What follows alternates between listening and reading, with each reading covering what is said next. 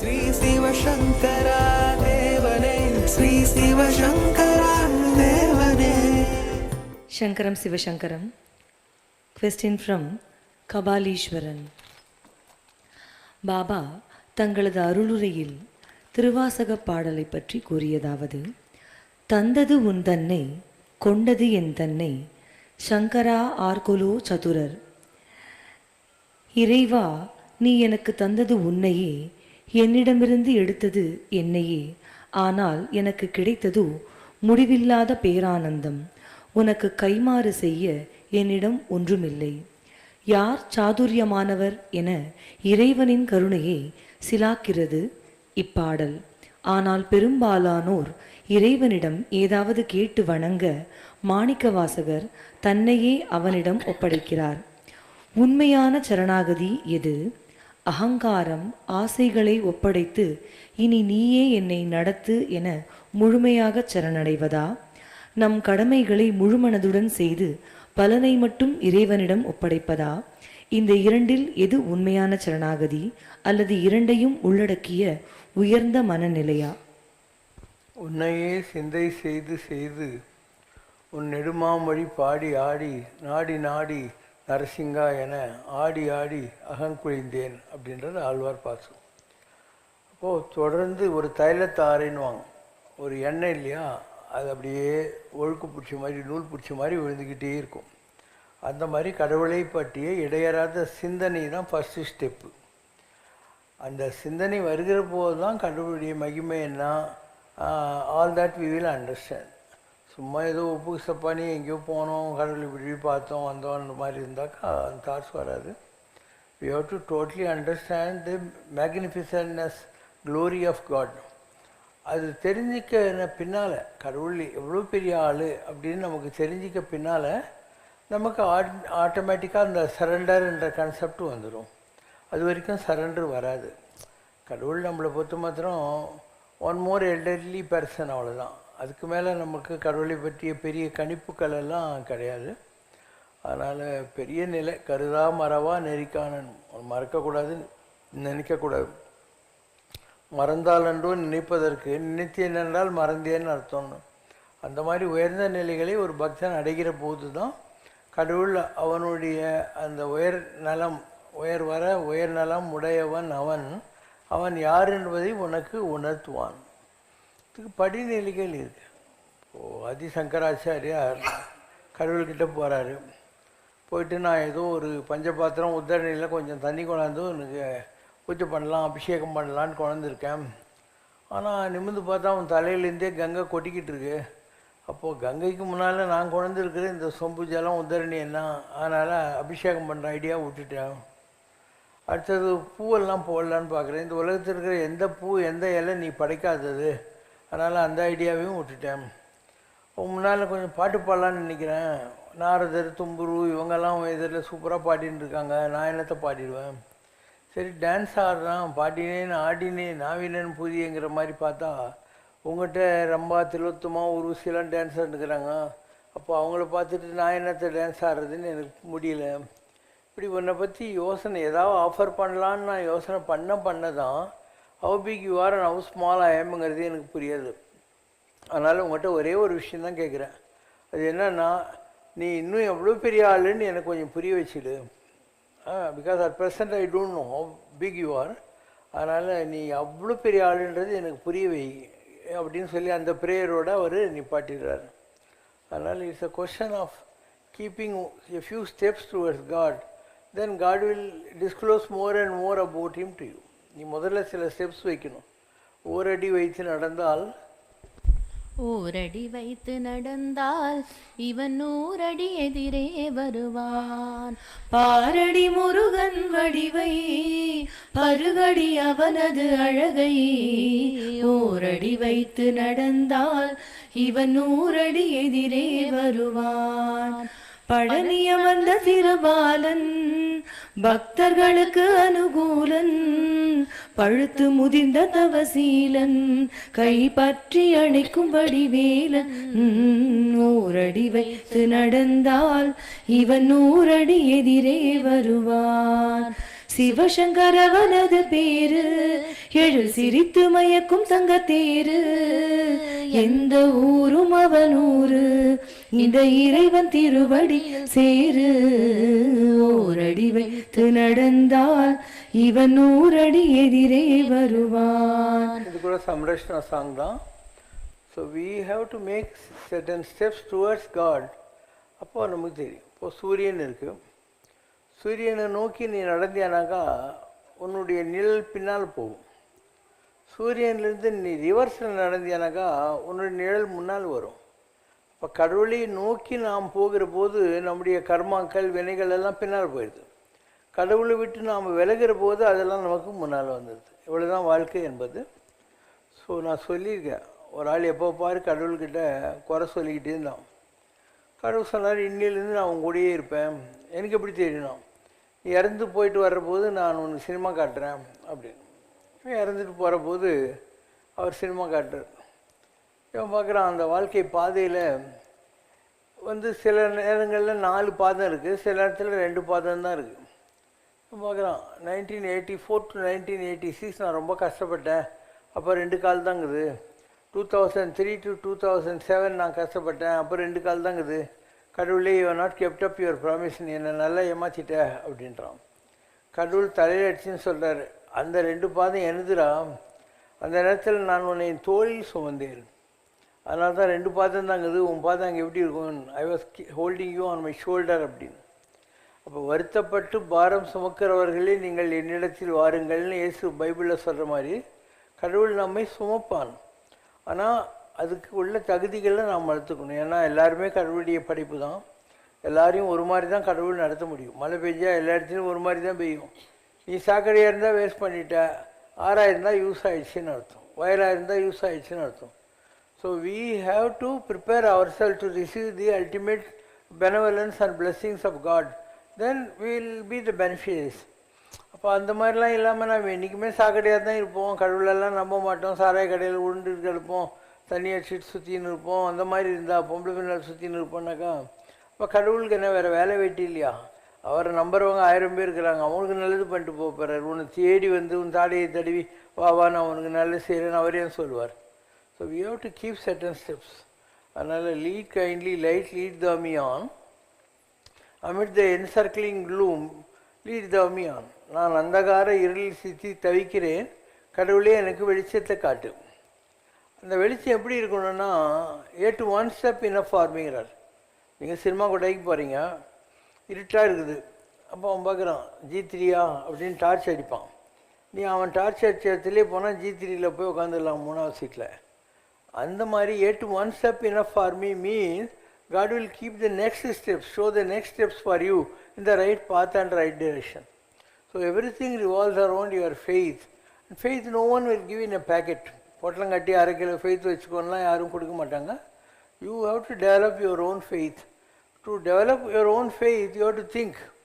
You should see, I have 2 eyes, மூக்கு, காது, வாய், கை, கால் எல்லாம் இருக்குது, இருக்கிறதுக்கு ஒரு இடம் இருக்குது, நான் போட்டுக்கிறதுக்கு ஒரு ட்ரெஸ் இருக்குது. இப்படி ஒவ்வொன்றா நீ கவுண்ட் பண்ணிப்பார். Instead of blaming God for the sufferings you are having, start thanking God for the blessings he has already bestowed upon you. அவனுக்கு ஏற்கனவே நல்லது பண்ணியிருக்கான் இல்லையா, அதை கவுண்ட் பண்ணி அந்த பிளெஸ்ஸிங்ஸை நீ ஞாபகம் வைக்க கடவுள் உனக்கு எவ்வளோ பெரிய ஆளுங்கிறது புரிய ஆரம்பிக்கும். நீ அந்த கோயிங் இஸ் குட், எல்லாம் உன் அறிவு ஆற்றல் உழைப்புன்னு நினைக்கிற. When everything goes wrong, then you want some kuppatoti to put all the blame. Then you use God as your royal dustbin to எல்லா குறைகளும் அவனால் தான் வந்த மாதிரி, நீ என்னவோ ரொம்ப பெர்ஃபெக்ட் கிரியேஷன் நான் நேரத்து மாதிரி நீ தப்பாக நினச்சிக்கிற. So if you think calmly, you will know all what you are enjoying is from God. காலையிலேருந்து சாயந்தரம் வரைக்கும் எல்லாமே கடவுள்கிட்ட தான் இருக்குது. அவன் நினைக்காம மூக்குக்குள்ளே காற்று கூட போயிட்டு வெளியே வராது. how beautiful the system is. காற்று போகுது வெளியே வருது. அண்டு நீ வெளியே விடுற காற்று கார்பன் டை ஆக்சைடு, மூக்குக்குள்ளே போகிற காற்று ஆக்சிஜன். இது எவ்வளோ நடக்குது இந்த டிரான்ஸ்ஃபார்மேஷன்? இந்த மரம் படுது.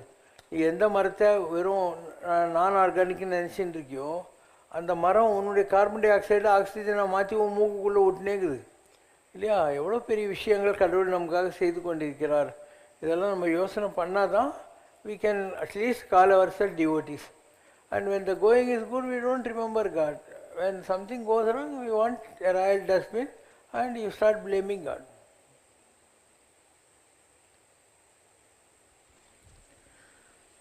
காரைக்கால் அம்மையார் அருளிய 11ஆம் திருமுறை திருவிரட்டை மணிமாலையில் இறுதிப் பாடலாவது: உத்தமராய் வாழ்வார் உலந்தக்கால் உற்றார்கள் செத்தமரம் அடுக்கி தீயாம் முன் உத்தமனாம் நீலாழி நஞ்சுண்ட நெய்யாடி தந்திரமே கேளாழி நெஞ்சே கிளர்ந்து. எவ்வளவு நல்லவராக வாழ்ந்தாலும் உடல் ஒரு நாள் அழியும். அதற்கு முன் அழிவில்லாத சிவனை பற்றிக்கொள் என்பதே அம்மையாரின் அறிவுரை. நல்லொழுக்கம் மட்டும் இறைவனை அடையப் போதுமா, அல்லது நிலையற்றதை உணர்ந்து நிரந்தரமான இறைவனை தேடுவதே உண்மையான ஆன்மீக பயணமா? ஒழுக்கத்தில் எல்லாமே வந்தது. ஒழுக்கன்றதுக்குள்ளே என்ன வருது? Thinking good, talking good, seeing good, eating good, doing good, everything is good. And that good is equal to God. கடவுளை பற்றி டெஃபினேஷன் என்னென்னா, நன்றுடையானை தீயது ஒன்றிலானே. Where all that is good is God and he will not have even 1% of bad or negative things in him. நன்றுடையானை தீயது ஒன்றிலானே. அதனால் when you are absolutely good, you understand God, because good is equal to God. God, God, good. And if you are misbehaving, not following the brain which God has given you and directions He is giving you to lead a மண்ணில் நல்லவண்ணம் வாழலாம், then instead of God, your life become DOG. God, then DOG is dog. So either you have the option to understand God or to behave like dog.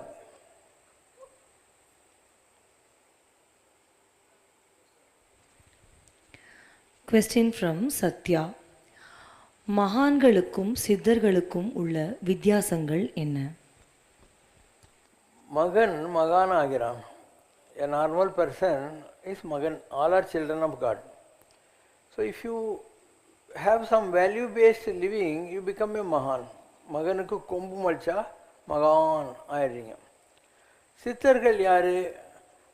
If you are a mahan, somebody who is having some divine energy already will pass on his power, pass on his seed to you. That is Siddha's cult. Transfer of energy from already a disciplined and renunciant penance person, passing on to you because you deserve it. So Siddhargal are the chosen from the Mahan, and if you are really good, they select you because they are impartial. They expect you to pass on the love of God which they enjoy to all. யாம் பெற்ற இன்பம் பெருகை வையகம். நான் பெற்ற பேரு ஓதி முடியாதது என்னை வள்ளலார். நான் பெற்ற பேரு சாமி அறிவாருங்கிறார். எனக்கு என்னெல்லாம் கிடைச்சதுன்னு சாமிக்கு தான் தெரியும். இப்போ சாமி தான் டிசைட் பண்ணுறாரு யார் யாருக்கு கொடுக்கணும், யாருக்கு கொடுக்கக்கூடாது, இதெல்லாம் கடவுள் டிசைட் பண்ணுறாரு. So if you are deserving, God will direct someone who is having it to give it you. See, I was at Tiruvannamalai for 48 days, drinking one glass of cow's milk, that's all. No coffee, no tea, no food, nothing. Every day I will go to the temple, 6 o'clock in the morning, sit there. 12:30 I will come out, sit with Ram Surat Kumar Swami. 4 o'clock I will go on a Girivalam, come back, again go to the temple, and I will be in the temple. Like this 48 days I was in Tiruvannamalai alone. And on the 48th day, Yogi Ram Surat Kumar Swami came, took me around Parvati and Lord. And one lady came and she said, Swami, நான் வந்து ரசம் சாதம் கொண்டாந்து இருக்கிற சாப்பிட்றியா? He took in his bowl, put all the rasam sadam and meshed it and asked me to eat it like this. Then he washed his hand and asked me to drink it. This is how the transfer of energy happens. For 45 to 50 years, Yogi Ram Surat Kumar Swami was doing absolute penance to gain the benevolence or the blessings of Lord Arunachaleshwara. And Arunachaleshwara asked him to give that to me at that time. So whether he wants or not, he has to give it to me. That happened in my own life. Similarly, Ram Surat Kumar asked me to go to Puttaparthi. He said, he is waiting to give you, you go there. So I went there for 9 days. I stayed on Mahasivaratri. he took me around, showed all his devotees, then came down, showed his bulged leg and said, Varene Nadavalaka Potunana. Then I came back to Tiruvannamalai. He said, Sree Baba, Puttaparchi Baba, this is Siva Shankar Baba, he is our Baba and he is Arunachal Baba. So if I am sitting right royally in this wristwatch pant shirt column, I have not worked hard to deserve all this. God had his own reasons to fill me with all these energies from different sources. So on one side I got the power of Arunachaleshwara, the other side I got Siva Shakti from Sree and Satya Sai Kandan, and I was Thirumal myself, and then Kodiswami gave me Murugan, Mayamma and Krishnaveni Amma and such people gave me Ambal, and Santananda Swami gave me Ambal. So I am filled with an avial of different divine energies. Why God chooses only He knows. Because there are so many people in this world who are sitting, Ennayirathaandi yogathirupinum Kanada Kanada Ramadan Dadi Velthan Kaila Kuchi Vetnitu Om Dream Solik Samrani Poiliye உட்காந்துக்கிறாங்க. நான் ஜாலியான ஆள். ஆனால் இவ்வளோ பெரிய உலகத்தில் இவ்வளோ பேர் விட்டுட்டு கடவுள் எனக்கு எல்லாருக்கிட்டேருந்து ஏன் வாங்கி கொடுத்தாங்கிறதுக்கு ஒன்று என்னுடைய பழைய பிறவிகள் காரணமாக இருக்கணும். இல்லை இந்த பிறவியில் என்னுடைய knowledge level, performance and honesty of purpose இதெல்லாம் கடவுளுக்கு பிடிச்சிருந்துருக்கணும். So I got it.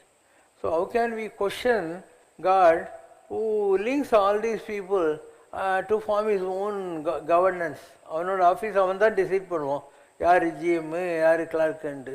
மற்றவங்க எப்படி சொல்ல முடியும் இந்த ஆள் ஜிஎம்மாக வைக்கக்கூடாது, வேற ஆள் பெரிய தாடி வச்சிருக்காரு அவளுக்கு தான் கொடுக்கணும் எப்படி சொல்ல முடியும்?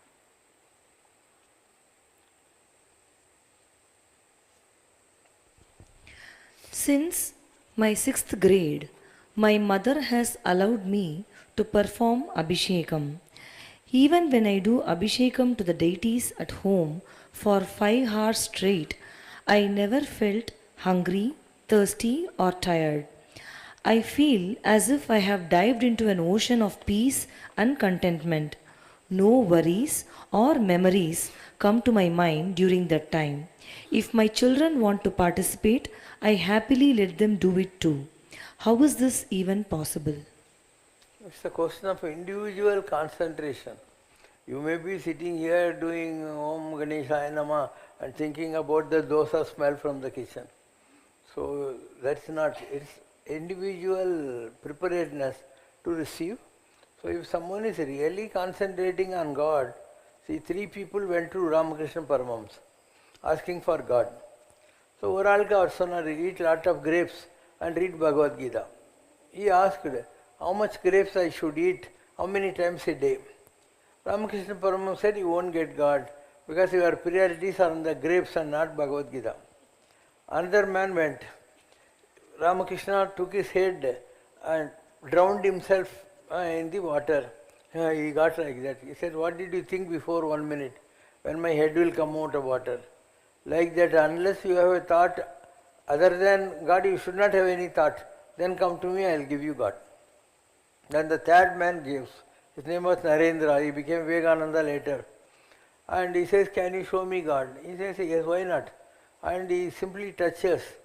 And Samadhi level Vivekananda receives. After that Vivekananda says, I have given you what you wanted. Now I am locking this experience and keeping the keys with me. Because you have to serve God. The experience is given for you to serve God. So I can't just give it for you to enjoy it. So go and work for my Father God, and before you die 3 days before, this experience will be given to you. So Vivekananda had only twice the bliss in his life. One is when Ramakrishna touched him, the other time when he was going to die 3 days before, he got that. So it's a question of not getting power, it is a question of serving God. Why not for you to go and boast with all others, I have got the power from God. For that, God will not give you the power.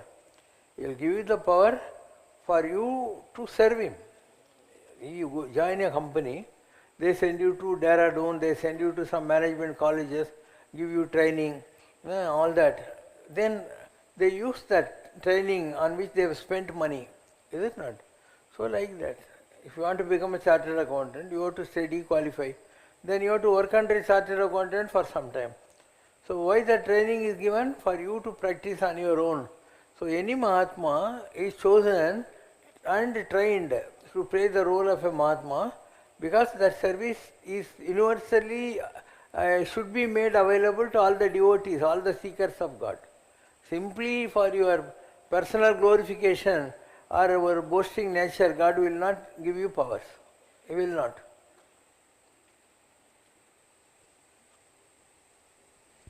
Question from Govindan sir. தேரோட்டியின் மகன் என்பதால் அரசவையிலும் மற்ற பொது நிகழ்ச்சிகளிலும் கர்ணன் அவமானப்படுத்தப்பட்டான் என்ற ஒரே காரணத்திற்காகவும் அவன் மீது இருந்த நட்பின் ஆழத்தினாலும் தான் துரியோதனன் அவனை அங்க தேசத்து மன்னனாக முடிசூட்டி கௌரவப்படுத்தி அழகு பார்த்தான் என்ற ஒரு வாதமும், துரோணரின் சீடர்கள் தங்கள் வில்வித்தை அரங்கேற்றத்தின் போது அர்ஜுனனின் வில்வித்தையை கண்டு பொறாமைப்பட்ட துரியோதனன் அர்ஜுனனை எதிர்க்க வேண்டும் என்றால் அதற்கு இணையான வில்வித்தையை தன் கைவசம் வைத்திருக்கும் கர்ணனே சரியான ஆள் என்ற சுயநல நோக்கத்தோடுதான் கர்ணனுக்கு அங்கதேசத்து மன்னனாக முடிசூட்டினான் என்று மற்றொரு வாதமும் மகாபாரத வல்லுநர்கள் சிலரால் பொதுவெளியில் வைக்கப்படுகிறது. தாங்கள் எந்த வாதத்தை ஏற்றுக்கொள்கிறீர்கள்? Kundi Devi gave birth to Karna instantaneously by praying to Surya. So Karna was not from a low caste and he was not the charioteer's son. He is directly Surya, the ultimate planet out of 9 planets. And Arjuna was Indira, Aswini Kumaras were Nagula Sagadevas, Vayu Putra was Bhima, and fire was Draupadi.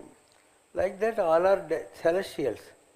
So the secret was known to this lady because she only asked for chanting the mantras to different gods, different children.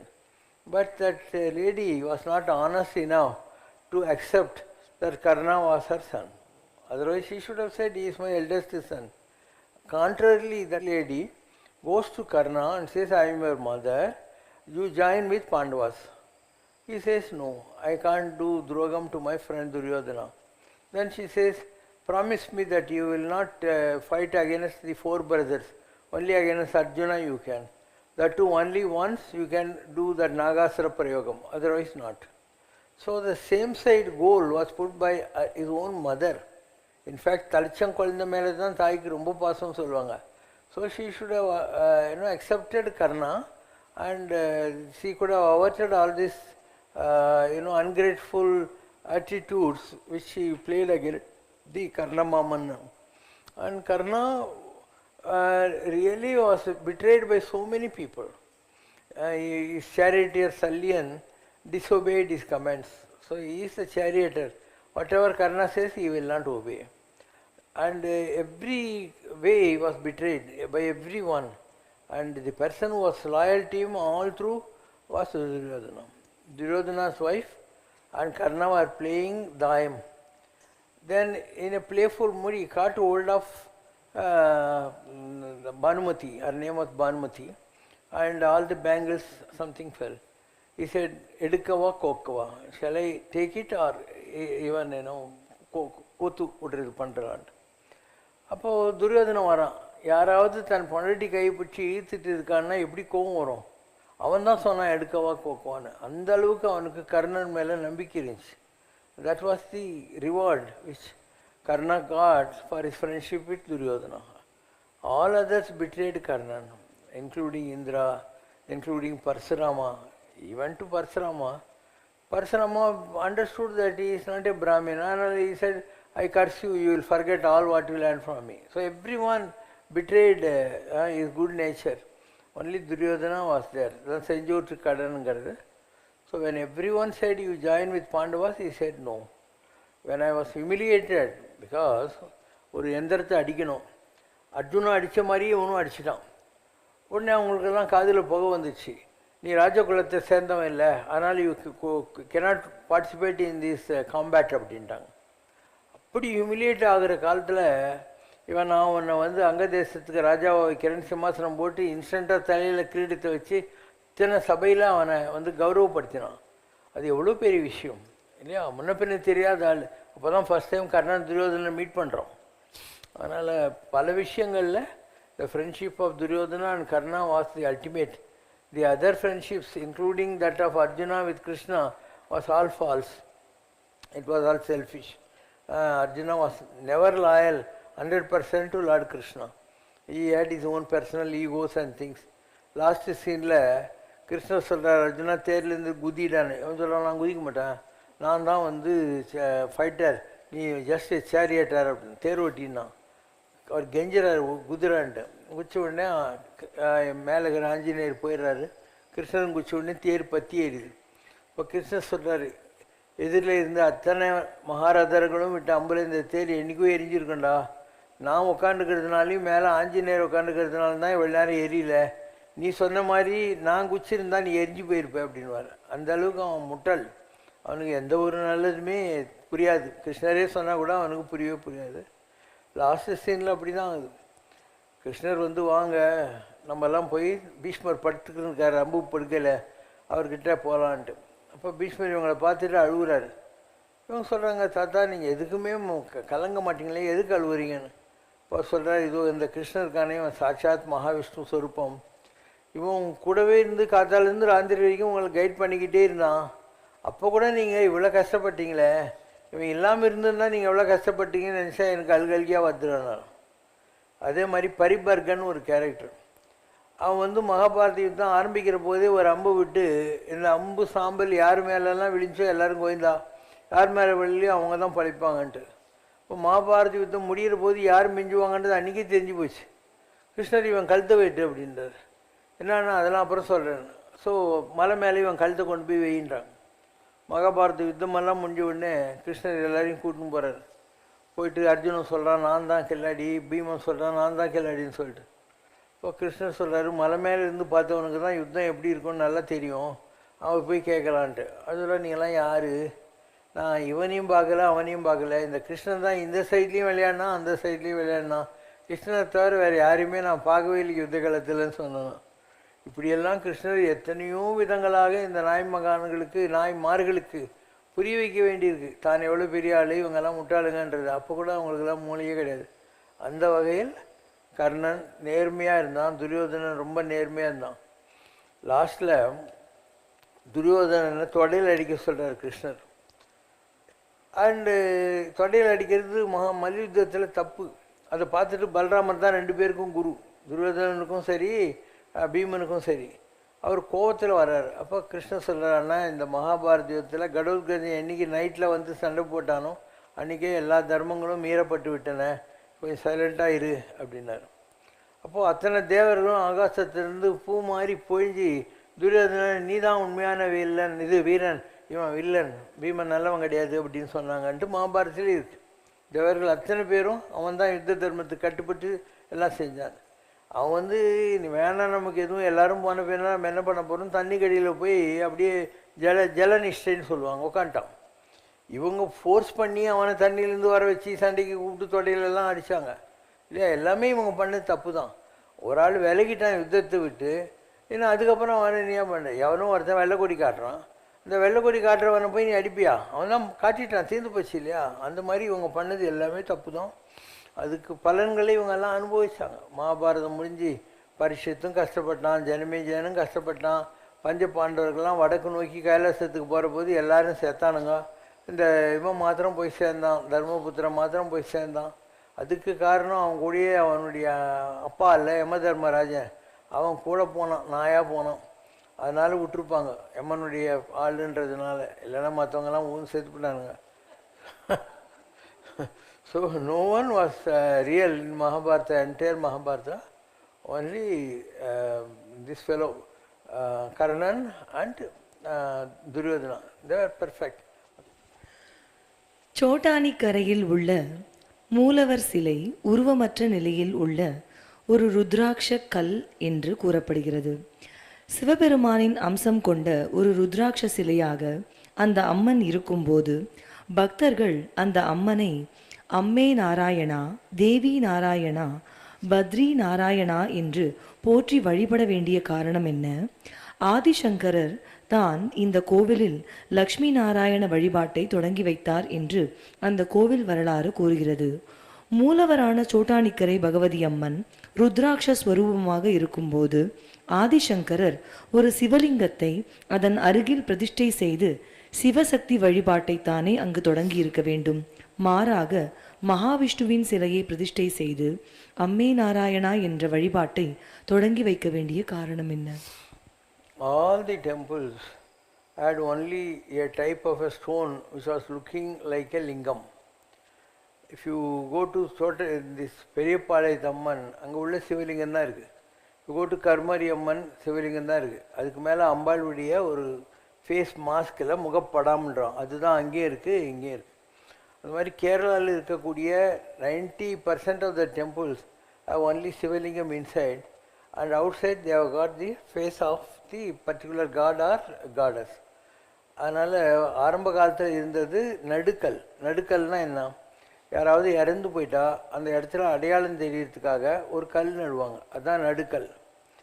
பின்னால் வந்த சிவவாக்கியர் போன்றவர்கள்லாம் சொல்கிறாங்க, நட்டக்கல்லை சுற்றி வந்து 4 புஷ்பம் சாத்தியே சுற்றி வந்து மொனமொனென்று சொல்லும் மந்திரம் ஏதடா, நட்ட கல்லு பேசுமோ நாதான் உள்ளிருக்கையில் சுட்ட சட்டி சட்டுவோம் கரிச்சுவை அறியுமோங்கிறார். ஒரு பாத்திரத்தில் வத்த குழம்பு வச்சா அது இப்படி இருக்கும்னு பாத்திரத்துக்கு என்னடா தெரியும்? அது மாதிரி கடவுள் நமக்குள்ளே இருக்கார். எல்லாம் கடந்து உள்ளே இருக்கிற ஒளி தான் கடவுள். இதை விட்டு ஒரு கல்லை வச்சுக்கிட்டு அதுக்கு பூவை போட்டு 4 மந்திரம் சொல்லி மொனமொனான்னு சொல்லி உனக்கு என்னடா கிடைக்க போகுது அப்படின்னார். ஆனால் இந்த நடுகல் வழிபாடு என்பதே இறந்து போனவங்களுடைய இடத்துல வைக்கப்பட்ட கற்களுக்கு ஆரம்பித்து அது அப்படியே பின்னால் சிவ வழிபாடாக மாறினது தான். இப்போ நீங்கள் ஆதிசங்கராச்சாரியார் கொல்லூர் மூகாம்பிகை பரிசு பண்ணார். அதில் நீங்கள் பார்த்தீங்கன்னா மேலே ஒரு முகப்படம் இருக்கும், உள்ளே ஒரு தாம்பாளத்தில் இப்படி ரவுண்ட் இருக்கும், அது மூடி வைப்பாங்க. அதுக்குள்ளே ஒரு சின்ன சிவலிங்கம் இருக்குது, அதுக்கு நடுவில் ஒரு சொர்ண ரேகை இருக்குது, இப்படி எஸ் மாதிரி இருக்கும். இது என்னென்னா ஒரு பக்கம் சிவன் ஒரு பக்கம் சக்தி, சிவசக்தி ஐக்கிய சொரூபிணியனமான்ற மாதிரி ஜிங் ஜாங்குன்னுவாங்க இதை. ஸோ அந்த மாதிரி இருக்குது. அதுக்கு மேலே ஒரு சாம்பாளத்தை மூடி அதுக்கு மேலே இவங்க ஒரு ஃபேஸ் மாஸ்க் மாதிரி வைக்கிறாங்க. ஸோ மூகாம்பிகையிலையும் அதுதான் இருக்குது. நிறைய கோயில்களில் அந்த மாதிரியான வழிபாடு தான் வந்தது. எஸ்பெஷலி கேரளாவில் இருக்கக்கூடிய மிக பரவலான கோயில்கள் எல்லாமே வந்து இந்த மாதிரியான விஷயங்கள் தான் வந்தது. த ப்ராப்ளம் வாஸ் இந்த கண்ணகி இருக்கா இல்லையா, இவ வந்து சோழ நாட்டில் பிறந்தான், மாசாத்துவானுக்கு பிறந்தான். அதுக்கப்புறம் பிழைக்கலான்னு சொல்லி மாதவி கிட்ட சண்டைலாம் வந்த பின்னால் கோவலனும் கண்ணகியும் மதுரைக்கு போகிறாங்க. அங்கே அந்த சிலம்புக்காக உடச்சி காமிச்சு நீயா கல்வன் நீ முன்னெல்லாம் சொல்லி மதுரையெல்லாம் எரிக்கிறாள். மதுரை எரிஞ்சு போன பின்னால் அவள் சேர நாட்டுக்கு போகிறாள். ஸோ சேர நாட்டை பொறுத்த மாத்திரம் அவங்க கண்ணகியை கடவுளாகவே மதிக்கிறாங்க. அதனால் நீங்கள் பார்க்குற முக்கால்வாசி பகவதி கோயில் கேரளாவில் கண்ணகி கோயில் தான். இப்போ கூட வருஷத்துக்கு ஒரு நாள் இந்த போடி நாயக்கனூர் பக்கத்தில் ஒரு தமிழ்நாட்டுக்காரங்க கேரளாக்காரங்கெல்லாம் காட்டுக்குள்ளே போய் அங்கே வந்து ஒரு அம்மனை கும்பிட்டுட்டு வருவாங்க, அது கண்ணகி கோயில் தான். மாதிரி பல இடங்களில் கேரளாவில் இருக்கிறதெல்லாம் வந்து கண்ணகி கோயில். இப்போ எல்லாருக்கும் ரொம்ப நல்லா தெரிஞ்ச அந்த கோயில் இருக்கு இல்லையா, வைக்கத்துக்கு பக்கத்தில் 8 மானூர் கருத்து கொடுங்கல்லூர் பகவதி, அது கண்ணகி. கொடுங்கல்லூர் பகவதி கண்ணகி. ஸோ இப்படி எல்லா இடங்கள்லையும் கண்ணகி வழிபாடு சேரர்களை ஆதரித்தாங்க. அவங்களுக்கு அந்த அம்மா தான் கடவுளுங்கிற மாதிரி அவங்க ரொம்ப நம்பி வந்தாங்க. அந்த அம்மான்றதுனால அவங்கள குளோரிஃபை பண்ணிட்டாங்க. அதனால் எங்கெல்லாம் கேரளான்றது சேர நாடு, நம்ம தஞ்சாவூர் இதெல்லாம்ங்குது இல்லையா, இதெல்லாம் சோழ நாடு. பல்லவ நாடுன்றது மகாபலிபுரம் செங்கல்பட்டு இதெல்லாம் பல்லவ நாடு. இப்படி எல்லாமே அந்த காலத்தில் குட்டி குட்டி 2 டிஸ்ட்ரிக்ட்டு 3 டிஸ்ட்ரிக்ட் தான் இருந்தது. அதனால் ஒவ்வொருத்தருக்கும் இப்போது மதுரை எரிச்சிட்ட கண்ணகியை வந்து இவங்க கும்பிட்டாங்க, நல்லா இருக்காது இல்லை, அவங்க நாட்டையே எரிச்சு விட்டான், ராஜாவையும் ராணி வேற கொண்டு விட்டான். அதனால சேர நாட்டில் அவங்க ரொம்ப மதித்து அந்த அம்மா கொண்டாங்க. அதனால் மேக்சிமம் இப்போ வந்து எப்படி சபரிமலையில் போய் எல்லோரும் வந்து பூஜை பண்ணுறாங்களோ அந்த மாதிரி அட்டிங்கால் பகவதின்னு ஒரு கோயில் இருக்குது. அங்கே லட்சக்கணக்கான பேர், பொம்பளைங்க மாத்திரம்தான் அலௌடு, ஆம்பளைங்க அலௌடு இல்லை. உட்காந்து ஒரு லட்சக்கணக்கான பேர் பொங்கல் வைப்பாங்க. அந்த அட்டிங்கல் பகவதின்றது யார்? கண்ணகி தான். அந்த அம்மாக்காக தான் இதெல்லாம் செய்கிறாங்க. ஆனால் நீ நல்லா பார்த்தீங்கன்னா கொடுங்கலூர் பகவதி, சோட்டானிக்கரை பகவதி எல்லாம் பகவதி கோயில்களாக இருக்கும். அங்கே இருக்கிற இடத்துல உள்ள சிவலிங்கம் தான் இருக்கும், வெளியே முகப்படாமல் இருக்கும். எல்லா கோயில்லையும் அப்படி தான். இந்த பரசுராமர் என்ன பண்ணார், 18 வகையான கோயில்களை சார்ஜ் பண்ணி வச்சார். இந்த இதில் இந்த ஸ்ரீலங்காவில் எல்லா ஆம்பளைங்களும் செத்து போட்டாங்க வாரில். ஸ்ரீலங்கா பற்றி எரியுது. அதனால் அங்கே இருக்கக்கூடிய அந்த ராவணனுடைய குலத்தில் வந்த பெண்கள் எல்லாரும் பரசுராமர்கிட்ட வராங்க. சாமி, எங்கள் நாடு பற்றி எரியுது, நாங்கள் எங்கே போவோம் அப்படின்னு. எல்லாமே பொம்பளைங்க. அப்போ இவர் தன்னுடைய கோடாலியே வீசுகிறார். அது நம்ம இது இருக்கு இல்லையா, கொங்கன்னு சொல்லுவாங்க, பெங்களூர் அந்த சைடு. அதாவது இந்த சிவலிங்கம் கோயில் கூட ஒன்று இருக்குதாங்க, கோகர்ணம். அங்கேருந்து ஆரம்பித்து அந்த ஒரு பூமி தண்ணியிலேருந்து மேலே வந்துச்சு. அது அப்படியே வளைஞ்சி நம்ம புனலூர் வரைக்கும் வந்தது, தண்ணியிலேருந்து வந்தது. அங்கே அவர் 18 வகையான பிரதிஷ்டைகளை செஞ்சார். ஸோ ஒவ்வொரு பிரதிஷ்டையும் ஒவ்வொரு விதமாக, யாருக்கெல்லாம் ஞானம் வேணுமோ அவங்கெல்லாம் வந்து ஐயப்பனை போய் தேடுங்க, குருவாயூரப்பன்கிட்ட போங்க, பகவதிக்கிட்ட போங்க. இப்படி 18 வகையான சேத்திரங்களை வச்சு அந்த 18 கோயிலுக்கும் 18 விதமான தந்திரிகள் எல்லாம் நியமித்தார். அந்த 18 பேரில் ஒருத்தரை சீட்டுக்குலுக்கி போட்டு தான் சபரிமலைக்கு மேல் சாந்தியாக இவங்க வைக்கிறாங்க.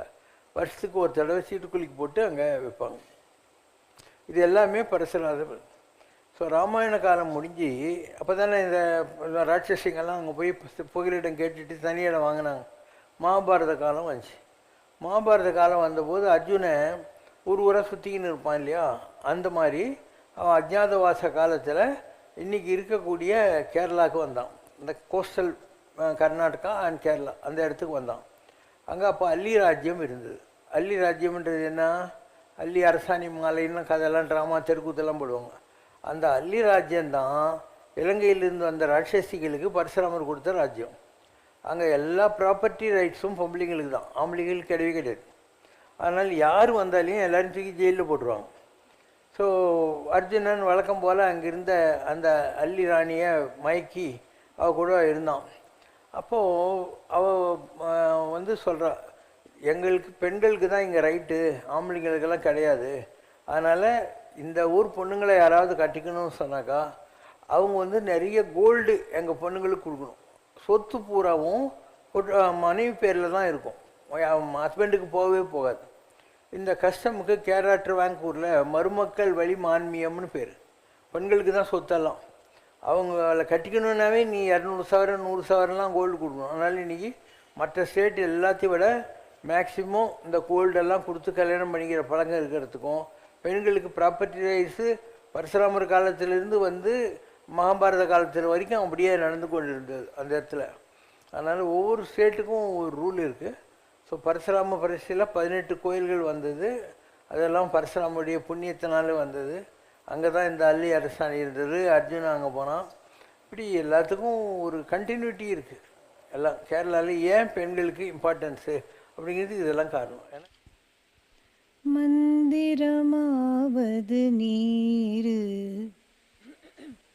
வானவர் மேலது நீரு, சுந்தரமாவது நீரு, துதிக்கப்படுவது நீரு, தந்திரமாவது நீரு, சமயத்தில் உள்ளது நீரு, செந்துவர் வாயுமை வங்கன் திரு ஆலவாயான் திருநீரே, முக்தி தருவது நீரு, முனிவர் அணிவது நீரு, சத்தியமாவது நீரு, தக்கோர் புகழ்வது நீரு, பக்தி தருவது நீரு, பரவ இனியது நீரு, சித்தி தருவது நீரு, திரு ஆலவாயான் திருநீரே, ஆற்றலடல் விடையேறும் ஆலவாயான் திருநீற்றை, போற்றி புகழினிலாவும் பூசுரன் ஞான சம்பந்தன் தேற்றி தென்னன் உடல் ஊற்ற தீப்பிணியாயின தீ. ஓம் ஜெய் சிவ சங்கரரே சுவாமி ஜகத் பரிபாலகரே ஆதி சங்கர அவதாரா அநாத ரக்ஷகரே. ஓம் ஜெய் சிவ சங்கரரே.